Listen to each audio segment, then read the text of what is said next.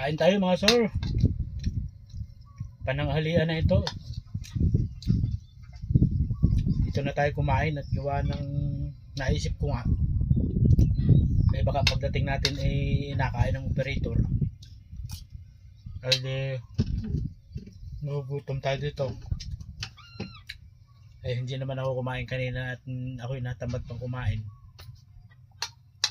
Ay di ka ako naisip ko ako magdala na lang pagkain. Naisip ko nga rin dahil pagka bagong kain nga naman ay di kay nagalulundagan loader ay di kay appendix ang abutin ng operator. Maya kaya pagkakain ay siyempre magpapahinga pa para umano ng maganda ang kanin sa tiyan. Bakit nga naman ako nung time na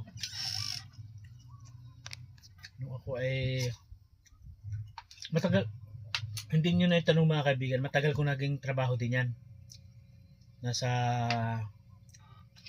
humigit kumulang nasa 8 hanggang 7 hanggang 8 taon mahigit pa lasa ko. Diyan sa quarry namin sa Kalukmoy. Yung time na yon, yun lang ang pinakasikat na quarry mga kaibigan.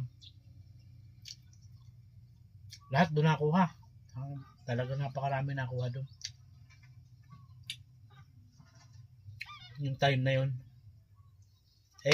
Nung time na yon, pag may nakikita kong nag-aabang dyan, ako'y naaawa ko, nakukonsensya ako. Ang ginagawa ko, nakargahan ko muna bago ako. Tapos nasabihan ko, wag muna kayo mabalik at ako'y makain muna. Mayroong iba, talagang nabalik pa. Di nakargahan ko muna. Hanggang sa mga 2:00 na ako nakakain ng hapunan. Araw-araw yun mga kaibigan. Sa dami ng nakarga. Silpin mo nun, magkano lang ang karga ko noon? 25, 30. Naka 1.7 ako, 1.5, 1.2 ang pinakababa akong pista dati dun. Mga 2005 yun. Nung mag-umpisa kami wari ko. 2005.